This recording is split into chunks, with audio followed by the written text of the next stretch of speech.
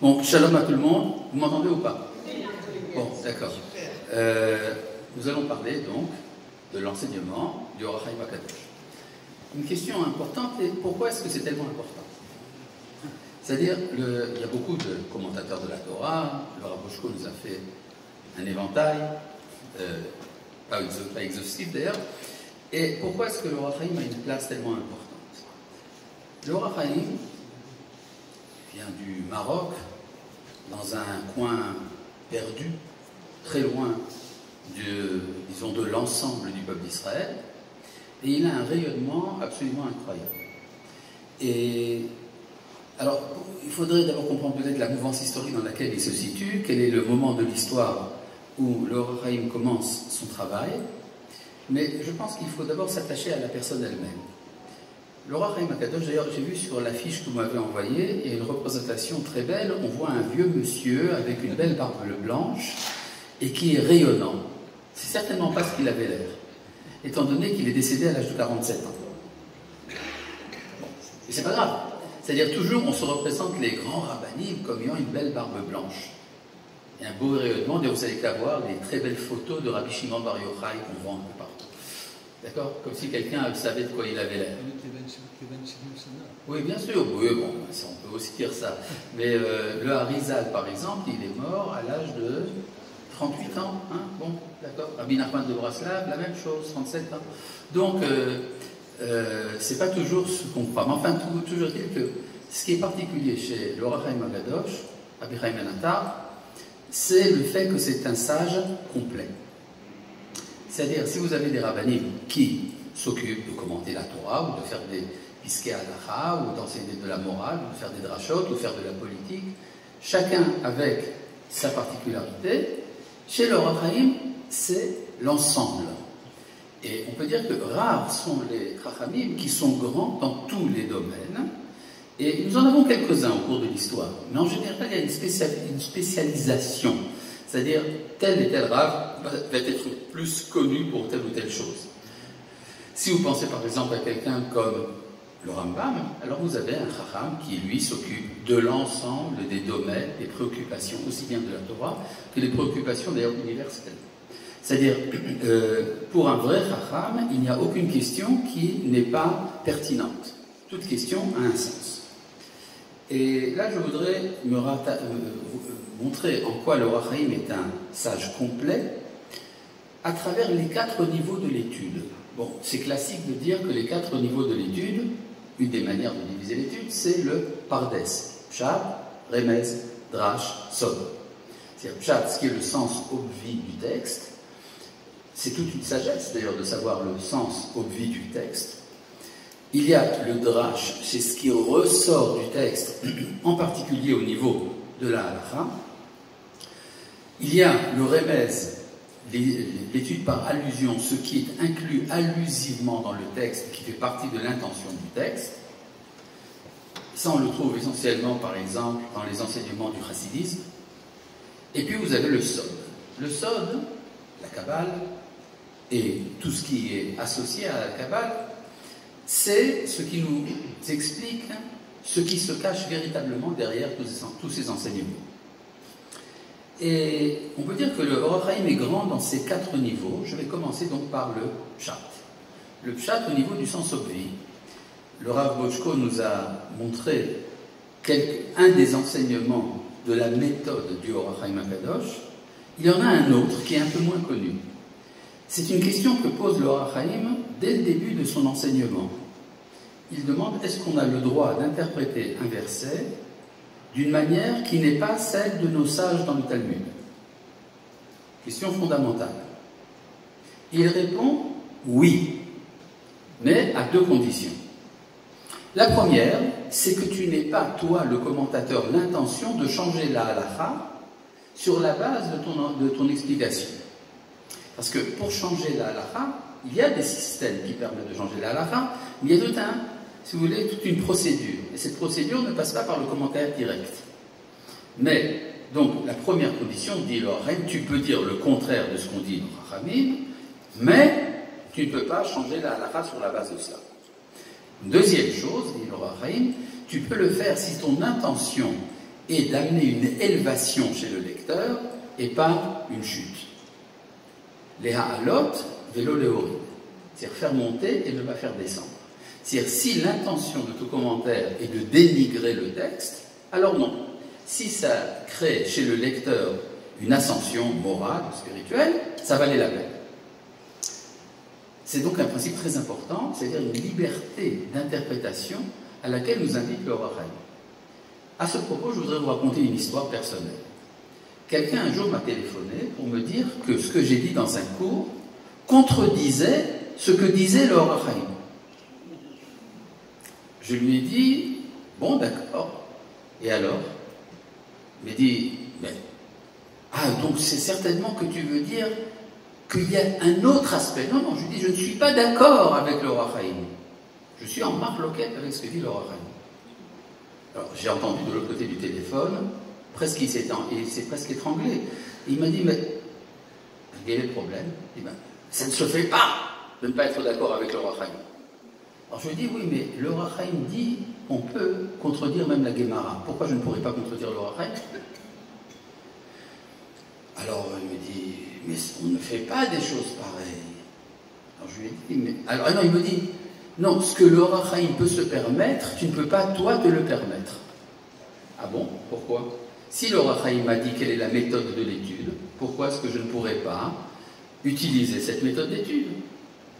C'est-à-dire, même quand le Or HaChaim nous enseigne à être libre dans notre lecture, ça gêne le lecteur.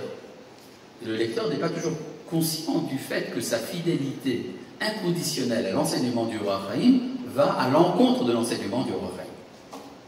Ça, c'est un premier point. Donc, au niveau du Pshat, c'est un grand maître de l'étude du Pshat. Il est extrêmement attentif aux détails. Et il y a chez lui, on pourrait faire une liste, une anthologie de tous les chidushim énormes du Or HaChaim. Je voudrais vous en amener un. Une question d'ailleurs qui est liée au lieu dans lequel il a vécu. Il pose la question suivante. Si on en croit les kabbalistes, une des raisons de l'exil, c'est de ramener des étincelles de sainteté qui sont dispersées parmi les nations.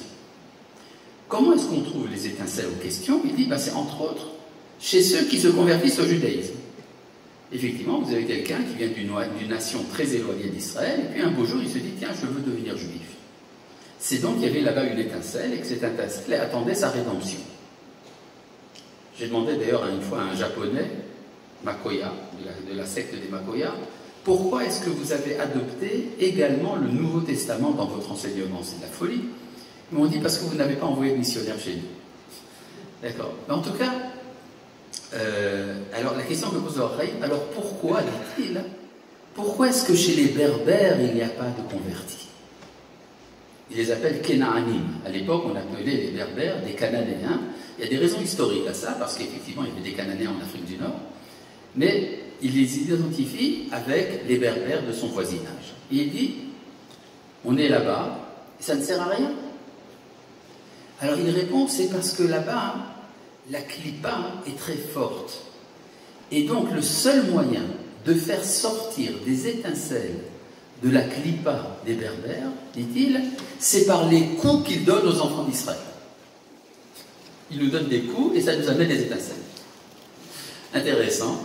J'ai jamais vu un commentaire de ce genre, mais en tout cas, il le dit.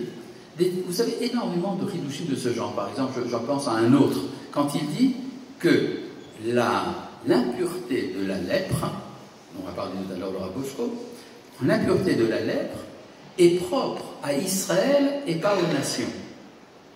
Bon, on pourrait dire c'est évident. Le problème, c'est que le Or HaChaim connaissait bien la Bible.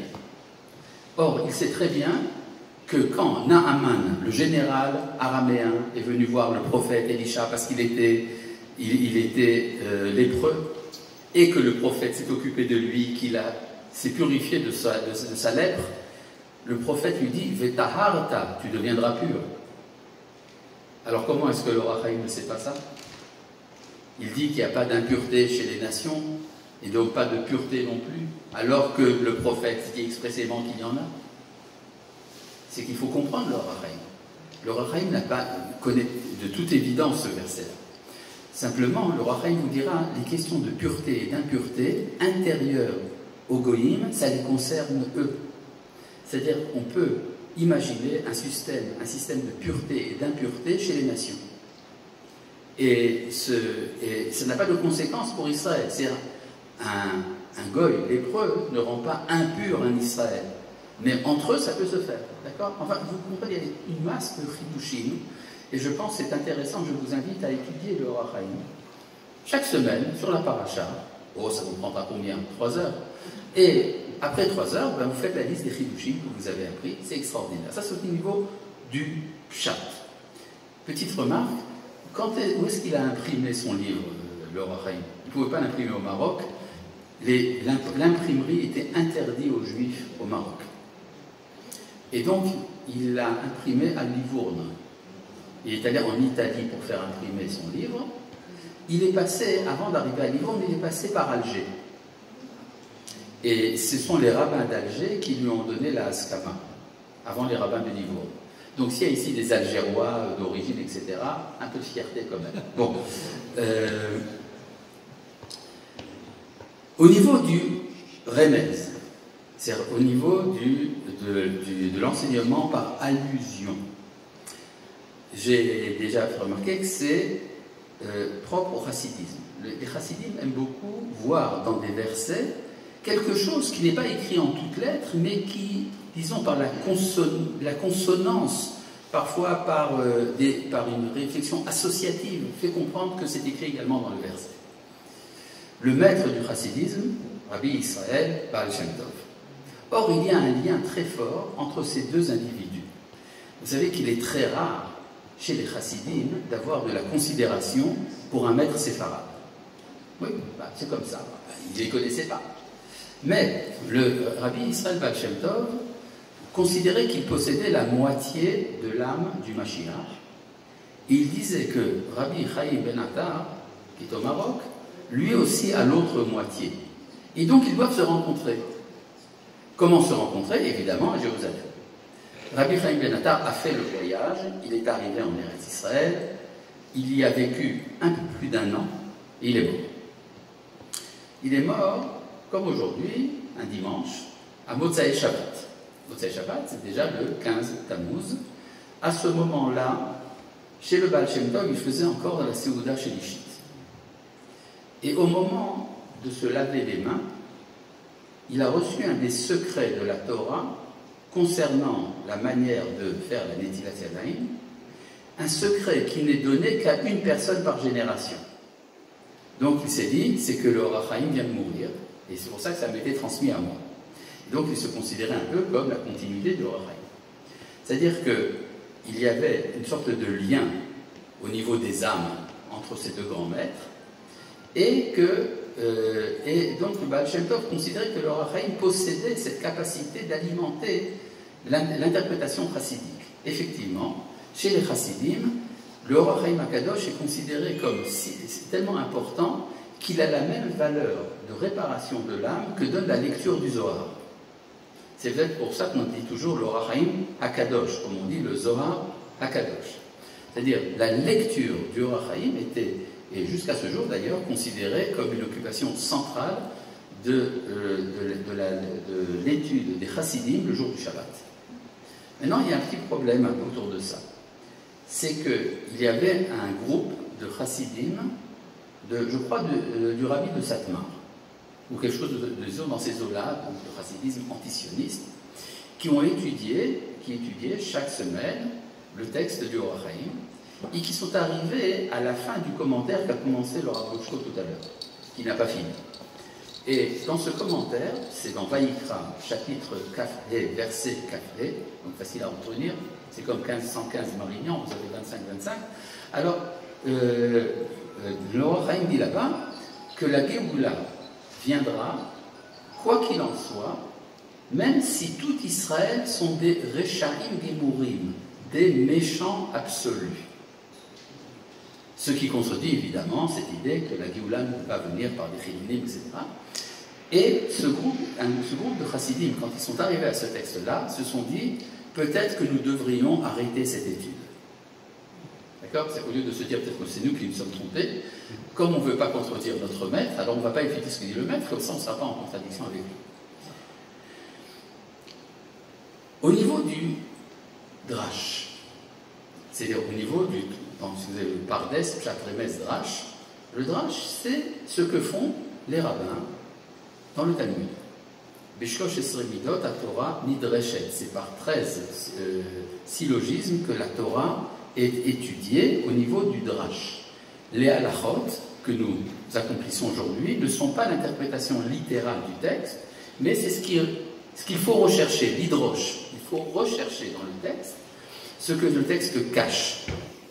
Et le Or HaChaim était considéré dans son temps comme un des plus grands des poskim. C'est-à-dire, c'est pas simple. Alors, il est très connu par son commentaire de la Torah, qui est un commentaire d'Arshan, si vous voulez, un sermonneur de la synagogue, mais il a écrit plusieurs livres très importants sur plusieurs parties du Talmud, et également sur le Shulchan Aruch, et il était considéré comme la plus grande des autorités en son temps. C'est d'ailleurs ce dont témoignent deux de ses élèves.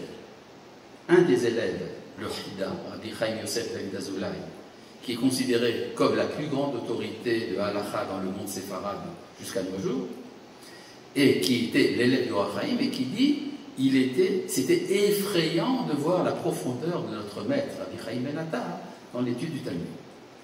L'autre, c'est important pour ceux qui ont une certaine fierté algéroise, je reviens là-dessus, Rabbi Yehuda Ayash.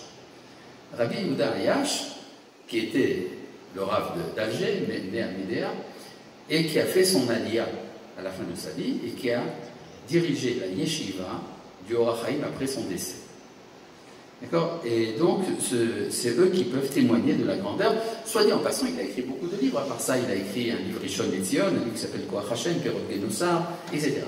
Il est connu d'ailleurs pour une halakha qui n'a pas été acceptée. De sa part, il interdisait la consommation des sauterelles.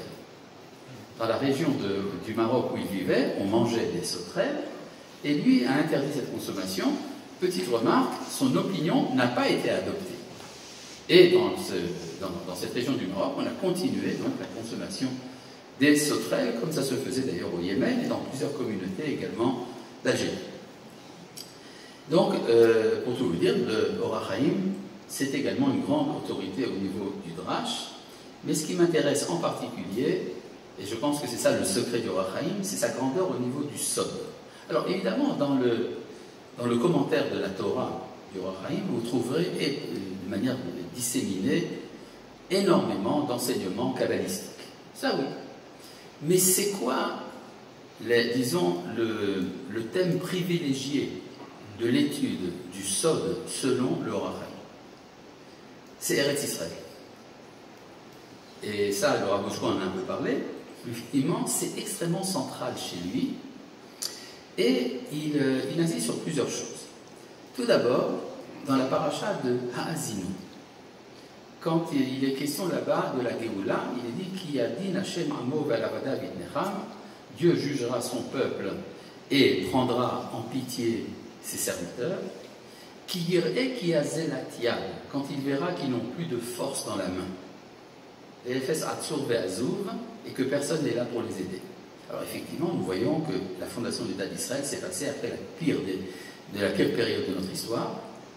Mais il y a ici un autre point. Il demande, mais quel sera le mérite d'Israël? Quel est le mérite qui fait qu'Israël mérite la Géoula? Alors, c'est important cette question parce que la conclusion de la Guémara dans le traité de Sanhédrin, c'est que la Géoula ne dépend pas du mérite. Il y a tout un débat entre Rabbi Eliezer et Rabbi Yehoshua.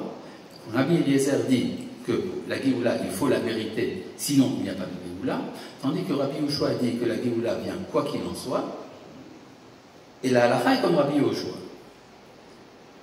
Et pourtant le Or HaChaim dit, d'accord, ça ne dépend pas du mérite, mais quel sera le mérite? Vous avez compris la question?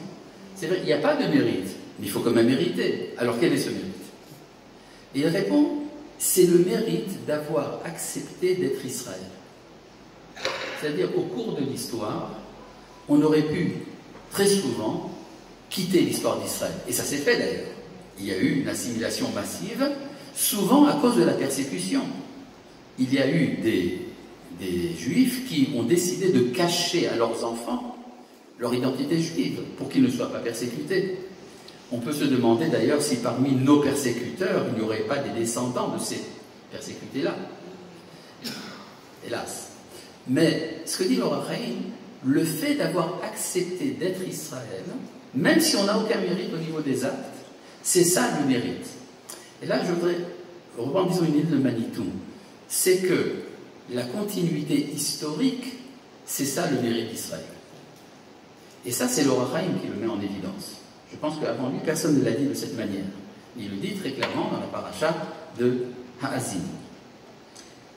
Et puis, il y a également un thème qui revient en permanence chez le Rachaim, c'est le mérite du don de soi, Messirut Nefesh, l'abnégation. Et cette abnégation est un signe particulier de l'identité intrinsèque d'Israël, ce qu'on appelle la Ségoula. Il en parle de manière extrêmement lyrique, pratiquement, quand il parle de Nadav et Avihu. Nadav et Avihu, qui sont emportés lors de l'inauguration du tabernacle, pour le Rachaim, ce sont des tzadikim absolus. Il refuse de les accuser d'un péché. Il dit, mais alors pourquoi est-ce qu'ils sont morts? Bien parce qu'ils voulaient mourir. Ils voulaient mourir parce qu'ils se sont sentis, il dit comme ça, d'habitude, quand quelqu'un meurt à Kiddush Hashem, c'est parce que c'est Dieu qui s'est rapproché de lui. Mais chez Nadav et Avihu, c'est eux qui ont voulu se rapprocher. Et comme ils ont voulu se rapprocher, ils étaient prêts à payer le prix de ça. Or, ça c'est un thème qui revient très souvent chez le Rachaim, l'exigence de la Messirut Nefesh pour permettre finalement la Géoula, le retour d'Israël. On le voit d'ailleurs de nos jours. On voit aujourd'hui ce que c'est que ces trésors de Messirut Nefesh qui se manifestent. Il y a un texte du Rachaim dans lequel il parle du Mashiach. Et il dit une petite phrase, et on se demande ce qu'il a voulu dire par là. On dit Mashiach Shemo Chaim. Le nom du Messie, c'est Chaim. Alors, est-ce qu'il voulait parler de lui-même?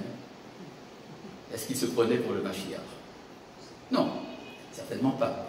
Mais il a continué une tradition qui remonte à la Gemara, c'est de trouver chez son maître le Mashiach. En effet, dans la Gemara, dans le traité de Sanhedrin, vous avez tout un débat pour savoir quel est le nom du Messie. La Gemara demande Mashemo, c'est quoi son nom? Et là-bas, il y a plusieurs réponses. Menachem, Shiloh, Yinon, Hanina, initial d'ailleurs du mot Mashiach. Mais qui c'est qui dit ces choses-là? Alors, ceux qui disent qu'il s'appelle Shiloh, ce sont les élèves de Rabbi Shiloh. Et ceux qui disent qu'il s'appelle Yinon, ce sont les élèves de Rabbi Yana, Yana Yinon. Et ceux qui sont les élèves de Rabbi Hanina disent le Mashiach s'appelle Hanina. Ah bon? Ça veut dire quoi? Qu'ils ont cru que leur maître était le Mashiach? Non. Ça veut dire qu'ils disaient que le nom de leur maître est le nom du Mashiach. Ce qui veut dire que dans l'enseignement de leur maître, ils ont vu une parcelle d'identité messianique. Alors, si le Mashiach s'appelle Menachem, ça veut dire qu'il vient consoler. S'il s'appelle Shiloh, ça veut dire qu'il amène la construction du Beth Amikdash. S'il s'appelle Yinon, ça veut dire qu'il amène la royauté. S'il s'appelle Hanina, c'est qu'il amène la grâce. Et après, la Gemara demande, mais à qui peut-on le comparer? Kegon Man. À qui ressemble-t-il le Mashiach? Et la Gemara donne plusieurs réponses. Dit, si c'est quelqu'un parmi les morts, c'est Daniel. Daniel, lui, il aurait pu être le Mashiach. Ah bon? Et s'il est parmi les vivants, alors c'est Rabbi Yehuda Hanassi. Ah bon? Qui sont les deux? Aussi bien Daniel que Rabbi Yehuda Hanassi étaient des chefs politiques. Ils avaient le pouvoir politique, qui leur était donné d'ailleurs soit par l'empereur romain, soit par l'empereur babylonien, mais ils avaient le pouvoir politique et ils étaient des chachamim. Ce qui veut dire que pour la Gemara, c'est évident que si on parle d'un personnage qui peut être Messie, c'est quelqu'un qui possède le pouvoir et non pas quelqu'un qui a une yeshiva. À part ça, il y a là-bas un troisième chacham, Rav Nachman, qui dit « Ah, vous cherchez quelqu'un comme qui peut être le Mashiach? Kegon Ana, c'est moi. » C'est-à-dire, Rav Nachman dit « Oui, je suis le candidat. » Et ça veut dire quoi cette histoire? Rav Nachman était juge. Mais attention, il n'était pas un juge comme les autres. Les juges, d'habitude, sont nommés par la communauté.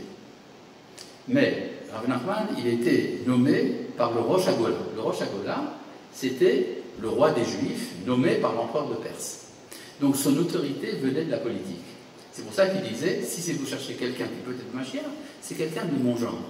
D'accord ? Maintenant, je reviens à ce que disait le roi Chaim. Quand il disait Mashiach Shemo Chaim, c'est-à-dire le Mashiach s'appelle Chaim, ça veut dire que ce que fait le Mashiach, il amène la vie. Et ça se relie. Ne vous en faites pas, je vais finir avec ça. D'ailleurs, vous savez que quand quelqu'un est dans une conférence, je vais finir avec ça. En général, il parle encore un quart d'heure. Mais en général, moi, je m'efforce, disons, de finir là où je dis que je vais finir. C'est lié à ce que le roi Chaim considère comme étant le sod. Qu'est-ce que c'est que le sod, le secret? Qu'est-ce qu'on appelle un secret? Alors, en hébreu, pour dire un secret, on dit nistar. Sod, c'est pas la même chose. Sod vient du verbe hébraïque leistoded, qui veut dire se grouper. Par exemple, besodam altavonafshi bikhalam altechat kevodi. Dans les bénédictions de Yaakov à ses enfants, quand il parle de Shimon et Lévi, il dit que dans leur assemblée, je ne sois pas présent. Besodam. Et la preuve, c'est la suite, c'est le parallèle bikhalam. C'est-à-dire, le mot sod signifie se rassembler. Sod Kedoshim, Sod Mesachakim, etc. C'est-à-dire l'assemblée des saints, l'assemblée des moqueurs, etc. Et donc, la particularité du Sod, et c'est en cela que c'est différent de la Lacha, c'est que le Sod réunifie. Tandis que la Lacha nous dit ce qui est bon, ce qui est mauvais, ce qui est permis, ce qui est interdit, ce qui est pur, ce qui est impur. Tandis que le Sod, lui, vient nous dire quelle est la racine qui est à l'origine des deux. Et si on a besoin du Sod, justement, c'est pour réaliser cet idéal d'unité dont vous avez parlé tout à l'heure. Merci beaucoup de votre attention. Shalom.